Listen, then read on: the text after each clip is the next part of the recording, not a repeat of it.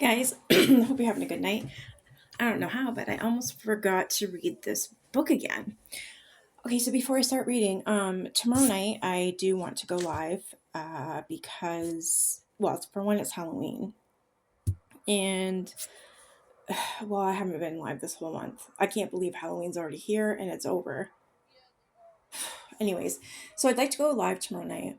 Um, yeah, dress up. If you want to come on panel dressed up, go for it. Wear your costumes. Also, so for my live tomorrow night, I'm going to be reading a book. Okay, it's not going to be this book. um, so Gabby's book was leaked to me, not the first one. Oh no, she's already ran through the second one. Oh yeah, and Feisty's name is mentioned. There's a million lies in there. She took her child to court. Yeah, there's a lot.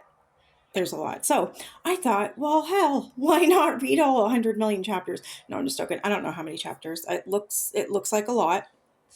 Um, but we'll get through it. And I'll have an open panel too, so you guys can come up and keep me company.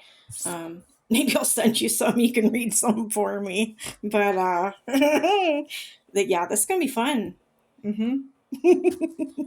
Wow, I just can't. All right, so back to the book. This one's called "Too Good to Be True." My name is Robert Graves. So Robert Graves is the man who owns Fox Hollow Farm right now. Isn't it weird though that his last name is Graves? It's spelled like a grave with an S. Graves. That's interesting. My wife Vicky and I are what you might call horse people. Horse people always dream of living in a place where they can walk out their front door and see their horses. But in Indianapolis, the most other large cities, land is becoming harder and harder to come by. Or when you can find it, it tends to be very expensive indeed. In the spring of 2006, we decided to start looking for that ideal property. Even back then, the internet had made searching for houses so much easier. While doing a search for properties with a suitable amount of acreage, we stumbled across a listing that was very close to our current home. That listing was intriguing to say the least. This was one of the last true estate properties in Hamilton County. It was a large Tudor style home that was over 10,000 square feet in size, with no fewer than 9 bathrooms, 4 bedrooms, an apartment, a library, and the Pizza Restaurant, an indoor swimming pool. As if that weren't enough.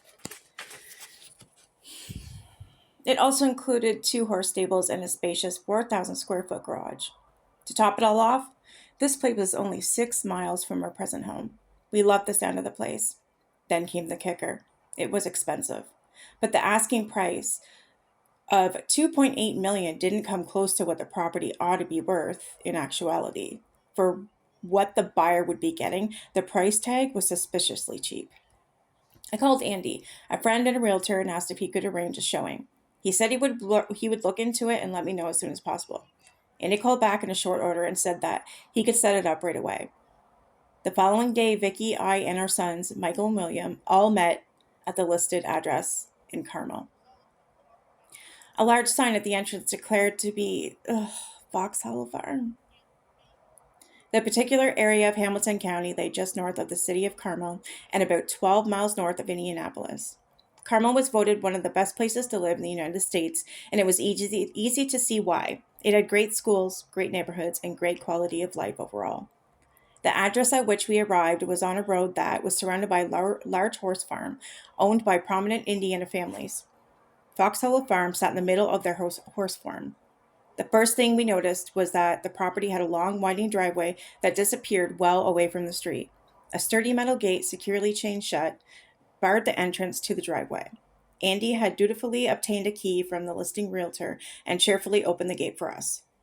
The grassy pastures located in the front part of the property were overgrown and could not have been cut in several months at the very least. I couldn't help but wonder just why that might have been. We drove slowly down the long driveway, eventually ending up at the house itself. The first thing we noticed was that the large house had been constructed with Tudor-style hap timbering and contained 2 massive stone fireplaces. But on closer inspection, we noticed that the paint was peeling and the place had definitely seen better days. Surely nobody would inhabit such a beautiful house and let it go to seed like that. What's going on? I asked Andy. Why is nobody living here? Do you remember the story that hit the news back in 1996 with the guy who picked up men in gay bars downtown and then killed him? Killed them? He asked. I thought for a moment and replied that I did. Well, this is the place he brought them back to, Andy said, watching my expression.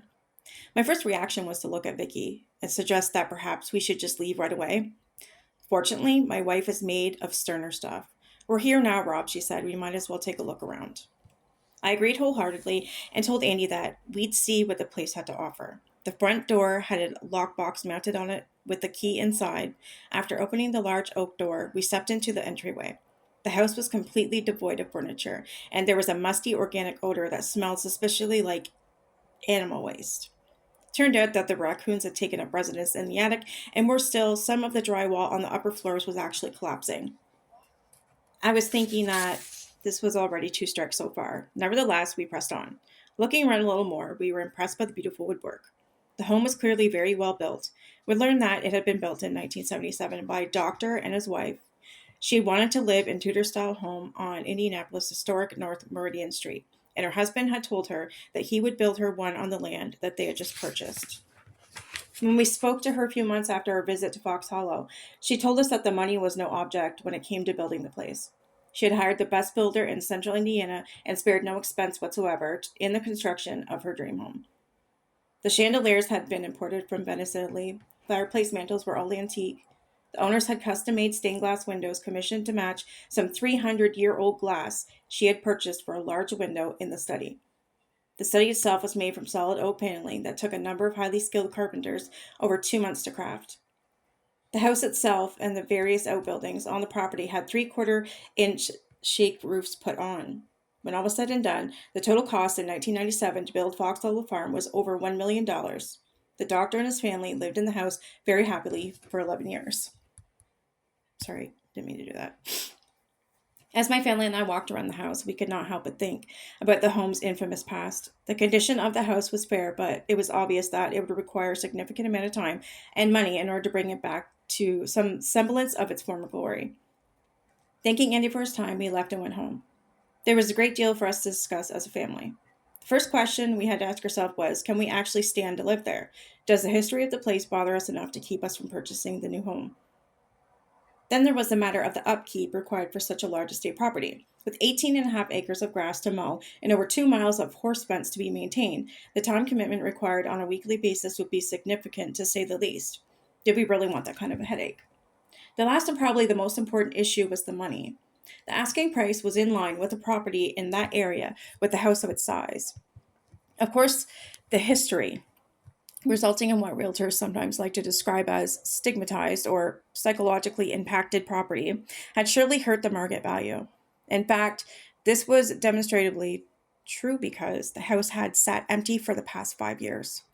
The current owner had never lived in the house himself and wound up with it only as part of a real estate deal gone wrong. The house having been empty for so long, coupled with the murder stories, had put a lot of potential buyers off. In our opinion, leaving the house empty while trying to sell it was a big mistake. A vacant old house in which many people had died was hardly going to bring people flocking to visit. After much careful deliberation, we decided that the property was exactly what we wanted. And despite the horrific events that had taken place there, and all the other baggage that came along with it, we believed that we could live there quite happily. This was our chance to own something special, if we had only known. When we made an offer that was significantly less than the asking price, it was promptly rejected, as we had suspected it might be. We get countered at a number that the owner still considered to be out of the question. This back and forth went on for months. The months became years. Holy. Then in 2008, the owner contacted us discreetly. Apparently, we were the only party that had offered anything for the property.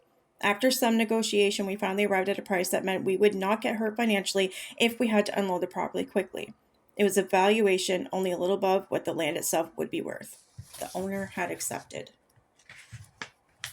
In May 2009, we moved in. I must admit, on that very first night, we all slept together in one room. The newness of the place, coupled with what we knew of the activities of her Baumeister, caused us more than a little anxiety. I hope he didn't tell his children this. I would imagine they're not very old, right? What? This sounds to me like the children know. Two boys. I'm pretty sure they're, what, 12 and 14? I could be wrong, but I swear that's what I read. We quickly settled in, however, and soon learned that owning a property the size of Fox Hollow Farm would take a great deal of work. All the problems that one would expect to crop up with a house that had been vacant for years now manifested themselves. There were plumbing leaks, electrical issues, and of course, those pesky raccoons in the attic. A plumber spent the better part of a week stopping leaks and fixing most of the 9 toilets. 9 toilets! Everybody gets a toilet. The pool had to be drained of its green water and then painted and refilled. Oof.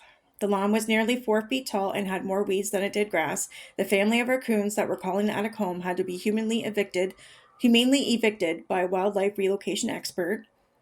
It took almost 2 months to get the pastures cut to the point where a horse could walk easily on them. Anytime we had a repair person come in to fix something, we learned that whatever it was that we had a lot of it. Whether it was wiring, water pipes, there seemed to be miles and miles of the stuff. Big houses have big issues. Still, we enjoyed our secluded bit of the countryside close to the city. The nearest neighbor was half a mile away. It was quiet and isolated from the typical neighborhood issues. Being a well-known, infamous property comes with other issues. I called them gawkers or looky-loos. Imagine that it was similar to one might find in Beverly Hills at the homes of movie stars, but in our case, it was an alleged serial killer's former home. I did not truly come to appreciate the sheer notoriety of the house until I began to notice how many strangers would simply just come by. In fact, the property is still cited in a real estate class offered in Indianapolis as prime example of a stigmatized property. If we did not remember to close the gate at the end of the drive, people would wander on down to the house. Foxhole Farm had been vacant for so long that people naturally assumed that nobody was living there. The standard response they gave when I would stop them was that they thought the place was vacant and just wanted to see inside the house. In other words, morbid curiosity. To our amazement, we found a listing of the house on a website called Virtual Globetrotting that had over 50,000 views. Turned out that several television networks had produced shows about the history of the property, with a particular emphasis on Herb Baumeister. Each time one of these shows aired, we experienced a sudden influx of unwanted visitors. Yet when all was said and done, these unexpected callers were little more than annoying inconvenience. Foxhole Farm had yet to spring its most unwelcome surprises upon my family and me. Far worse was to come. This one's called Haunted. Those 4 men that you see on the screen, I believe these were the last 4 that were identified on his property. I believe it was, if I understand, it was 11 men that they had found, and it was hard to identify. They identified 8. There was 3 or something like that they couldn't identify. They identified the 1 man. And then 4 more people recently, actually it was 2025, where they linked up 4 more men, young men, because of DNA, and they were identified. My family and I had settled into the new house in no time at all.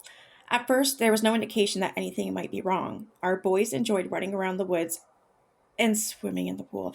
Just that sentence alone freaks me out. The pool was the killing ground. The woods is where the victims went. Their bodies went, anyways. Vicki and I began to realize just how much work was involved in maintaining a house the size of Foxhole Farm. But that was okay. It was what we had signed up for.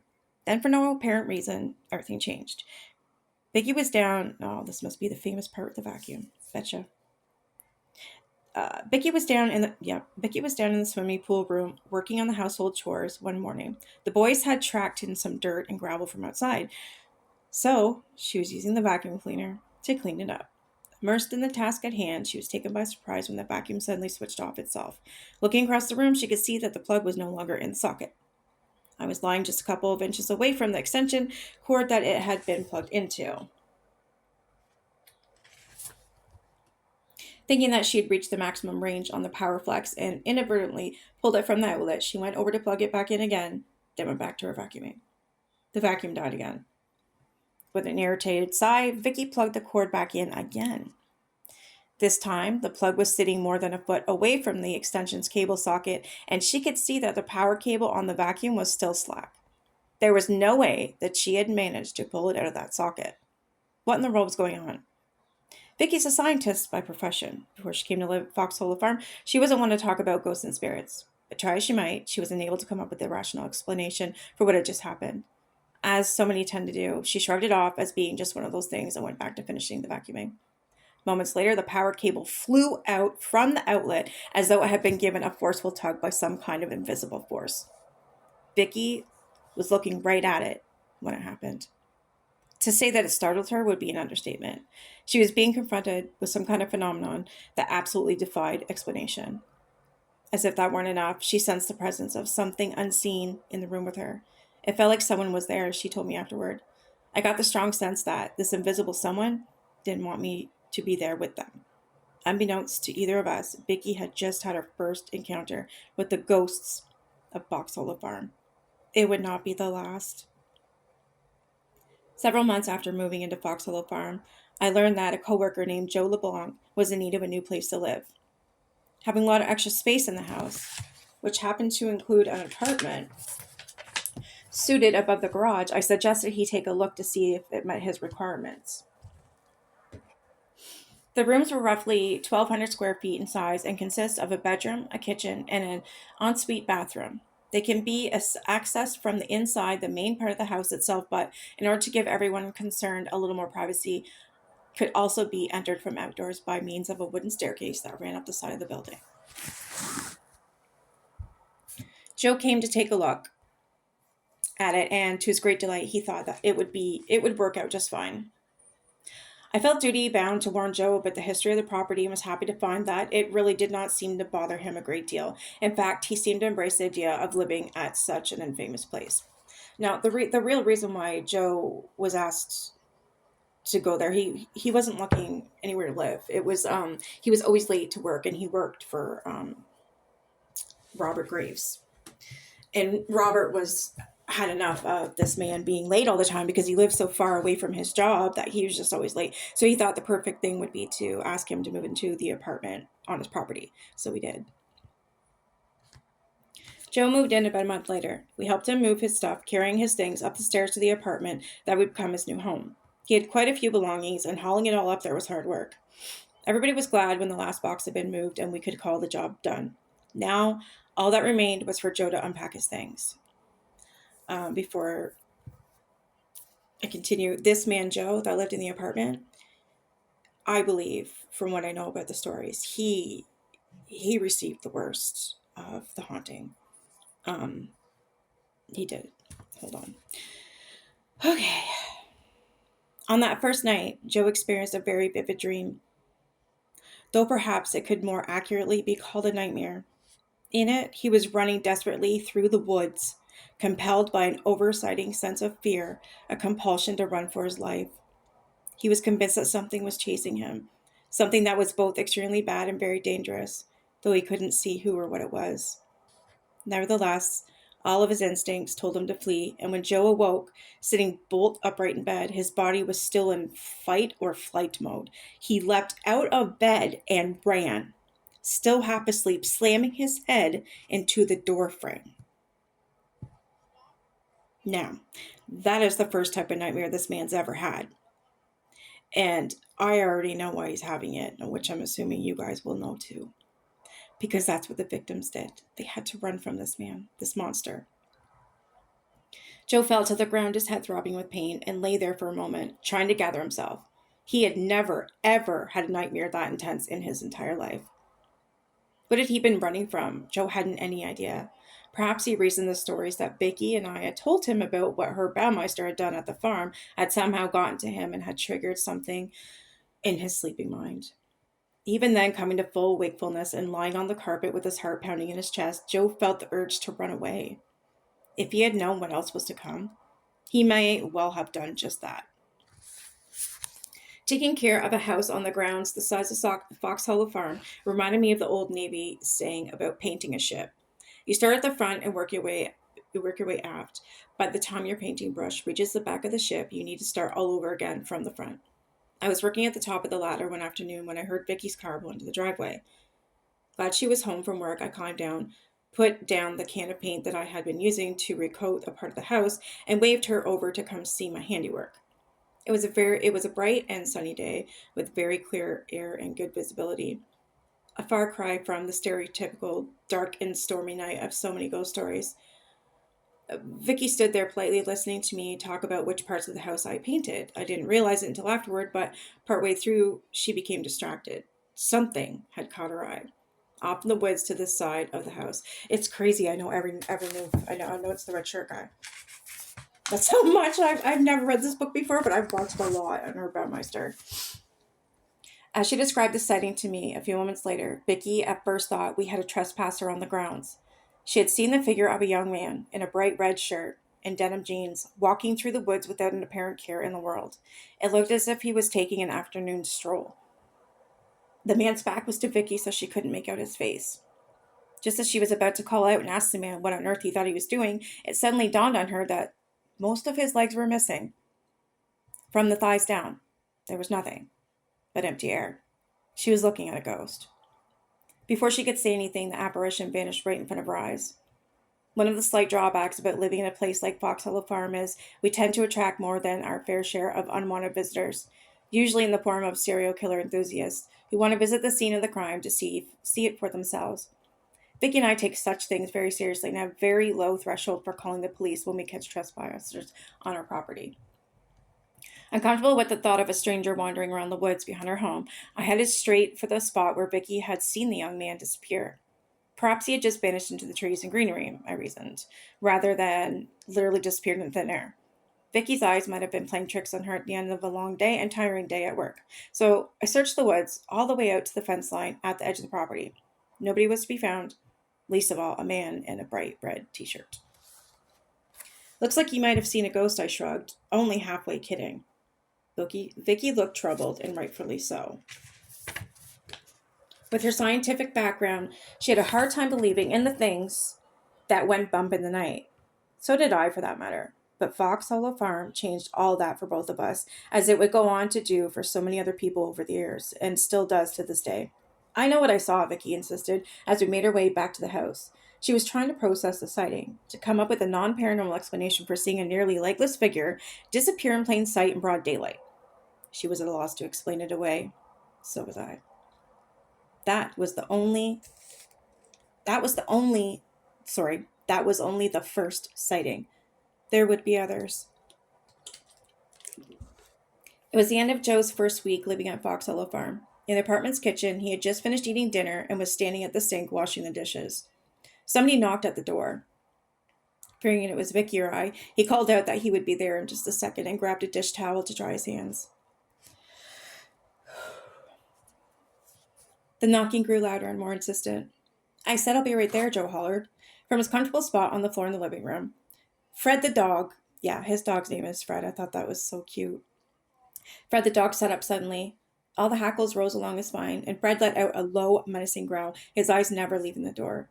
Opening the door, Joe was surprised to see that nobody was there. The landing at the top of the staircase was empty and nobody was there. And nobody was descending the steps or standing at the bottom. There were no hiding places for pranksters to be lurking. When Joe asked us later, we were able to confirm that whoever had knocked on his door that night, it clearly wasn't a member of the Grays family. Now that's weird, Joe said, talking more to himself than to Fred, his dog. He was beginning to feel a little uneasy, justifiably creeped out that what had just happened to him. He started to feel as if an invisible somebody was with him in the room, silently watching him, just as Vicky had felt down in the pool room when the vacuum cleaner's power cable was yanked from its socket. He was sure that he and Fred weren't alone in there. Attempting to shrug it off, he sat down to watch a little TV. Suddenly, he saw a flash of movement from the corner of his eye. Whatever it was, the source of the movement had been behind him, in the direction of the kitchenette and the bedroom.